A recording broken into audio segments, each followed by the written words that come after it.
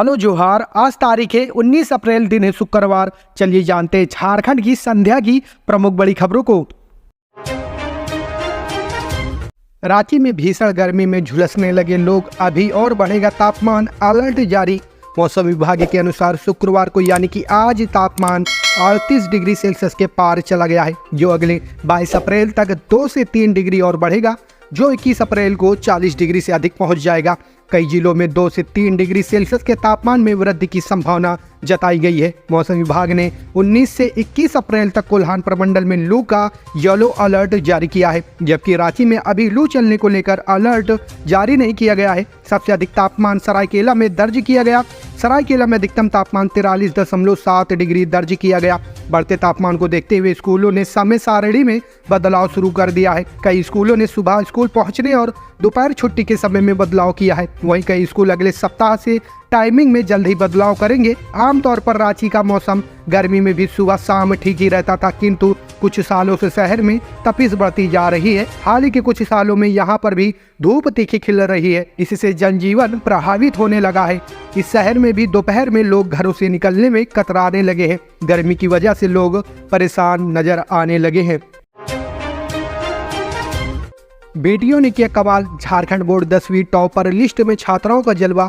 Jharkhand academic counselling के शिक्षा सचिव उमा शंकर सिंह, जैक बोर्ड के chairman Anil Kumar Mahato, vice chairman Vinod Singh, JAC सचिव HD तिग्गा ने सभागार में झारखंड बोर्ड 10वीं रिजल्ट 2024 जारी कर दिया है। झारखंड बोर्ड मैट्रिक परीक्षा में छात्राओं में ज्योतिषना ज्योति ने 99.2% के साथ टॉप किया है। इस साल बेटियों का प्रदर्शन शानदार रहा। Jharkhand board matric result 2024 JAC की वेबसाइट पर चेक कर सकते हैं। झारखंड बोर्ड वेबसाइट क्रैश होने पर स्टूडेंट्स SMS के जरिए भी परीक्षा परिणाम चेक कर सकते हैं। इस साल झारखंड बोर्ड में लड़कियों ने अव्वल अंक हासिल किए। आपकी जानकारी की बता दें कि तीनों टॉपर लड़कियां ही हैं। रामनवमी पर झारखंड में बवाल, उत्सव के दौरान भिड़ गए 2 गुट, विधायक को भी नहीं छोड़ा। रामनवमी के दिन झारखंड में काफी तनाव देखा गया। कई जगहों पर हिंसा देखने को मिली है। झारखंड के रामगढ़ जिले में गुरुवार को रामनवमी उत्सव के दौरान आजसू पार्टी और कांग्रेस समर्थकों के बीच हुए संघर्ष में बरकागांव की विधायक अंबा प्रसाद के बॉडीगार्ड के साथ कुछ अन्य लोग कथित रूप से घायल हो गए हैं। मामला झारखंड के रामगढ़ का है। यहाँ रामनवमी के दिन उत्सव मनाया जा रहा था। इस दौरान कांग्रेस और आजसू के समर्थक आपस में भिड़ गए। इस मामले में कांग्रेस विधायक ने आरोप लगाया कि आजसू पार्टी ने उन्हें अपमानित किया और उनके बॉडीगार्ड और समर्थकों पर हमला किया। उन्होंने दावा किया कि भाजपा और आजसू के सदस्यों ने धार्मिक उत्सव को राजनीतिक रंग प्रदान किया। विधायक अंबा प्रसाद ने कहा कि उन्होंने मेरे हाथ से माइक तक खींच लिया, मेरे अंगरक्षक को चोट लगी और मुझे रांची के राजेंद्र आयुर्विज्ञान संस्था भेजा गया। वहीं इस मामले में आजसू के जिला अध्यक्ष दिलीप डांगी ने दावा किया कि अंबा प्रसाद और उनके समर्थकों ने कार्यक्रम को राजनीतिक रंग देने का प्रयास किया। उप संभागीय पुलिस पदाधिकारी वीरेंद्र कुमार राम ने प्रसाद से लिखित शिकायत मिलने की पुष्टि करते हुए कहा कि जांच चल रही है और तब तक कोई गिरफ्तारी नहीं हुई है। इसके बाद बरकाकाना थाने के प्रभारी अधिकारी ने अंबा प्रसाद को सुरक्षा प्रदान की और विधायक तथा उनके अंगरक्षक पर हमले के लिए कुछ लोगों के खिलाफ प्राथमिकी दर्ज की है। चौराहों पर 50 मीटर की परिधि में ऑटो खड़ा करने पर सख्ती से रोक लगी। झारखंड चेंबर ने यातायात पुलिस अधीक्षक को पत्र लिखकर शहर में जाम लगने के कारणों से अवगत कराते हुए कार्रवाई की मांग की है। साथ ही चेंबर ने सुझाव दिया है कि सभी चौक चौराहों पर 50 मीटर की परिधि में ऑटो रिक्शा, ई-रिक्शा खड़ा करने पर सख्ती से रोक लगे। इसके अलावा ट्रैफिक सिग्नलों का ऑडिट, शहर में यातायात संबंधित निर्देशों के लिए सूचना बोर्ड, चौराहों पर लेफ्ट टर्नों को फ्री रखने के लिए साइनेज बोर्ड और नो एंट्री वाले जगहों पर बोर्ड की व्यवस्था की जाए। ट्रैफिक उप समिति के चेयरमैन मुकेश पांडे ने कहा कि अरगोड़ा चौक, होटल रेडिसन ब्लू, नागा बाबा खटाल, अल्बर्ट एक्का चौक, संत जेवियर कॉलेज के पास से कोकर चौक से बूटी मोड़ रोड, कांटा टोली चौक के दोनों ओर, रांची रेलवे स्टेशन के पास हिनू चौक, चंडरे चौक से जेल रोड तक अवैध रूप से ऑटो और ई-रिक्शा स्टैंड बनाया गया है। इस कारण इन सड़कों पर हमेशा जाम की स्थिति बनी रहती है। चेंबर अध्यक्ष किशोर मंत्री ने कहा कि मेन रोड की विभिन्न गलियों जैसे OCC compound, SN Ganguly road, Shri Vishnu गली और लालाजी हीर जी रोड में ठेले खोमचों और ई-रिक्शा के कारण जाम की स्थिति बनी रहती है। मेन रोड में अतिक्रमण अभियान चलाने के दौरान ठेले खोमचों वाले इससे सटे क्षेत्र की गलियों में प्रवेश कर जाते हैं। इस कारण इन क्षेत्रों के मुहाने पर जाम की स्थिति बन जाती है। झारखंड का हक मार रही केंद्र सरकार, 21 अप्रैल की रैली में करेंगे पर्दाफाश, सीएम आवास पर गठबंधन नेताओं की बैठक। पूर्व मुख्यमंत्री हेमंत सोरेन की गिरफ्तारी के खिलाफ रांची के प्रभात तारा मैदान में 21 अप्रैल को आयोजित उलगुलान न्याय महारैली को ऐतिहासिक बनाने के लिए गुरुवार को मुख्यमंत्री आवास पर गठबंधन के नेताओं की बैठक हुई। कहा कि इस रैली में केंद्र सरकार द्वारा झारखंड से की जा रही हकमारी का पर्दाफाश किया जाएगा। आदिवासियों और मूलवासियों पर केंद्र सरकार द्वारा किया जा रहे अत्याचार और जल जंगल जमीन से दूर करने की साजिश भी उजागर की जाएगी। बैठक में सीएम ने यह भी कहा कि विपक्षी दलों की राज्य सरकार के खिलाफ एजेंसियों के इस्तेमाल और झूठे आरोपों द्वारा बदनाम करने की रणनीति को पूरे देश समझ चुका है। आगामी चुनावों में जनता उन्हें जवाब देगी। उन्होंने कहा कि उलगुलान न्याय रैली में इंडिया गठबंधन के 12 प्रमुख राष्ट्रीय नेता शामिल होंगे। बैठक के बाद पेयजल एवं स्वच्छता मंत्री मिथिलेश ठाकुर ने कहा कि चुनी हुई सरकार के मुख्यमंत्री को न्यायपूर्ण तरीके से जेल में डाला गया। पब्लिक सब समझ चुकी है कि संवैधानिक शक्तियों का दुरुपयोग करते हुए भाजपा ने ये सारा षड्यंत्र एक सर्वमान्य युवा आदिवासी मुख्यमंत्री को बदनाम करने के उद्देश्य से किया है। इसे लेकर जनता में जबरदस्त आक्रोश है। लोगों का गुस्सा आने वाले चुनाव में भाजपा को दिखेगा। यह रैली केंद्र सरकार के तानाशाही रवैये के खिलाफ है। हमारे लिए चुनाव जीतने और हारने से कहीं ज्यादा जरूरी लोकतंत्र और संविधान को बचाना है। देश में भाजपा द्वारा रची जा रही विपक्षी दलों को समाप्त करने की साजिश कामयाब नहीं होने दी जाएगी। में हाथियों के कुचले जाने से वृद्ध की मौत, 2 महीने में हुई चौथी मृत्यु। जगेश्वर बिहार थाना क्षेत्र में हाथियों के झुंड ने कुचलकर 64 वर्षीय वृद्ध लहरू महतो की मौत हो गई। यह घटना तेनुघाट वन प्रक्षेत्र के तिलैया जंगल में मुख्य सड़क के किनारे हाथियों की चपेट में आने से हुई। घटना शुक्रवार के प्रातः 5:15 बजे की है, जब रोजाना की तरह लहरू जंगल पहुंचा था। बताया गया कि वह महुआ चुनने और पलहा लेने जंगल आया था। यह घटना तिलैया रेलवे स्टेशन से 500 मीटर पहले तिलैया सड़क के किनारे जंगल में हुई। घटना की सूचना फैलते ही ग्रामीणों की भीड़ जुट गई। जगेश्वर बिहार थाना प्रभारी कांति विशाल, अविनाश मुखिया, चिंता देवी पहुंचे। वन विभाग कर्मी नेहरू प्रजापति भी पहुंचे। उन्होंने प्रावधानों के तहत मृतक के आश्रितों को 4 लाख रुपए मुआवजा मिलने की बात कही। पुलिस ने 100 का पंचनामा कर पोस्टमार्टम को तेनुघाट भेज दिया। वही घटना से मृतक की पत्नी मुरली देवी और अन्य परिजनों का रो रो कर बुरा हाल था। आपको बता दें कि पिछले 55 दिनों में हाथी हमले में कुचलकर 4 लोगों की मौत इलाके में हुई है। इससे ग्रामीणों के माथे पर शिकन है। जान माल की क्षति की आशंका को लेकर लोग डरे सहमे रहने को विवश हैं। रांची में गहराया पेयजल संकट और पानी से कार धो रहे लोग। सिटी में भीषण जल संकट शुरू हो चुका है।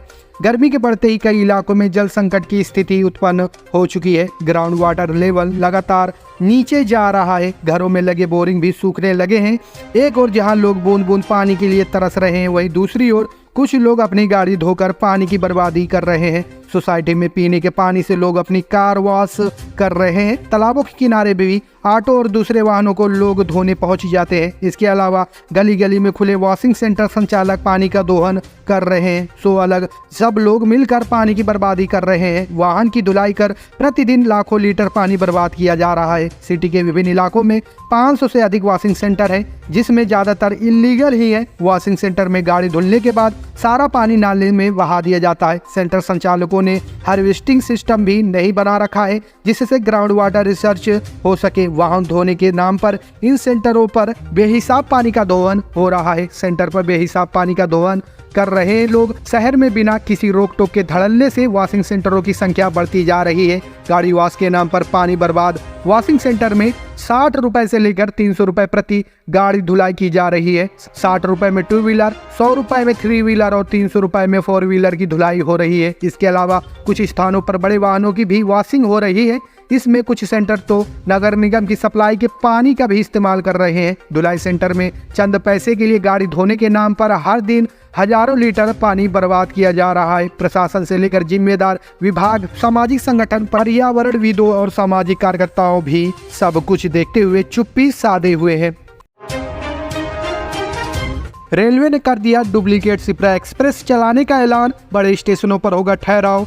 हावड़ा से इंदौर जाने वाली शिप्रा एक्सप्रेस में लंबी प्रतीक्षा सूची के मद्देनजर रेलवे ने डुप्लीकेट शिप्रा एक्सप्रेस चलाने की घोषणा की है। इंदौर से शुक्रवार को चलने वाली ट्रेन में बुकिंग शुरू हो चुकी है। इस ट्रेन में 3rd व 2nd AC में RC है, जबकि स्लीपर की पर्याप्त सीटें खाली है। हावड़ा से चलने वाली ट्रेन में शुक्रवार से टिकट की बुकिंग हो चुकी है। डुप्लीकेट शिप्रा एक्सप्रेस में 15 स्लीपर कोच जोड़े जाएंगे। 2nd AC का 1, 3rd AC के 3 व 2 जर्नल डिब्बे जोड़ेंगे। हावड़ा से चलने वाली हावड़ा से चलने वाली स्पेशल ट्रेन शिप्रा एक्सप्रेस के ठहराव वाले सभी स्टेशनों पर रुकेगी। इस ट्रेन का ठहराव बर्धमान, दुर्गापुर, आसनसोल, धनबाद, गोमो, पारसनाथ, कोडरमा, गया, डेहरी, आनसोन, सासाराम, दामोह, सागर, बीना, विदिशा, उज्जैन व देवास में होगा। रांची की झीरी में 33 एकड़ में फैले कचरे का पहाड़ जल्द होगा खत्म। मच्छरों से मिलेगी मुक्ति, 93 करोड़ रुपए होंगे खर्च। झारखंड के रांची शहर के 2,40,000 घरों से निकलने वाले कचरे को रांची नगर निगम शहर से 15 किलोमीटर दूर झीरी में डंप करता है। पिछले 25 सालों से लगातार कचरा फेंके जाने के कारण यहाँ के 33 एकड़ क्षेत्रफल में 18 लाख टन कचरा जमा हो गया है। एक ही जगह पर लगातार कचरा डंप करने से इसने पहाड़ की शक्ल ले ली है, लेकिन अब इस कचरे का निस्तारण बायोरेमिडिएशन तकनीक से शुरू कर दिया गया है। इसके लिए गुरु रामदास कंस्ट्रक्शन कंपनी द्वारा यहाँ प्लांट लगाया गया है। कंपनी यहाँ जमा कचरे के ढेर को पोकलैंड से निकाल कर इकट्ठा करती है, फिर इन्वेयर बेल्ट के माध्यम से इसे अलग अलग किया जाता है। इसमें जो खाद बनाने वाली सामग्री होती है उससे खाद बनाया जाएगा। वहीं सूखा व ठोस कचरा को प्रोसेस्ड कर RDF में बदला जाएगा। इस पूरी प्रक्रिया में वर्तमान कचरे का मात्र 10% बचेगा। फिर इस RDF को उपयोग करने के लिए सीमेंट फैक्ट्री में भेज दिया जाएगा। झीरी के इस कचरे के पहाड़ को खत्म करने के लिए रांची नगर निगम 93 करोड़ रुपए खर्च करेगा। इस पूरी प्रक्रिया में 2 साल का समय लगेगा। कंपनी द्वारा जनवरी में यहाँ कचरा निस्तारण का कार्य शुरू कर दिया गया है, जिससे रिंग रोड के किनारे के कई पहाड़ों से कचरा कम हो गया है। वर्तमान में 3 माह में कंपनी द्वारा 15% कचरे का निस्तारण कर दिया गया है। झारखंड के मुख्य चुनाव अधिकारी के रवि कुमार ने किया नक्सल प्रभावित इलाके का दौरा, दिया संदेश। झारखंड के मुख्य निर्वाचन पदाधिकारी के रवि कुमार आज लंबे समय से नक्सल प्रभावित रहे बूढ़ा पहाड़ क्षेत्र में चुनाव की तैयारियों का जायजा लेने पहुंचे। इसी क्रम में वे गढ़वा जिले के बड़गढ़ प्रखंड में पड़ने वाले बूढ़ा पहाड़ के पास के गांव हेसातू पहुंचे, जहां उन्होंने बूढ़ा पहाड़ क्षेत्र में तैनात सुरक्षा अधिकारियों से स्थिति की जानकारी ली। के रवि कुमार ने ग्रामीणों से संवाद किया और उन्हें मतदान के लिए प्रेरित किया। इस दौरान मुख्य निर्वाचन पदाधिकारी के साथ CRPF और पुलिस प्रशासन के वरीय अधिकारी भी साथ में थे। बूढ़ा पहाड़ के बाद श्री कुमार दोपहर बाद करीब 2 बजे जिला मुख्यालय गढ़वा पहुंचेंगे। वे यहां सभी निर्वाचन पदाधिकारी से तैयारी की समीक्षा करेंगे। मुख्य निर्वाचन पदाधिकारी अपने दौरे में निष्पक्ष और भयमुक्त वातावरण में चुनाव कराने के साथ मतदान का प्रतिशत बढ़ाने पर भी जोर दे रहे हैं।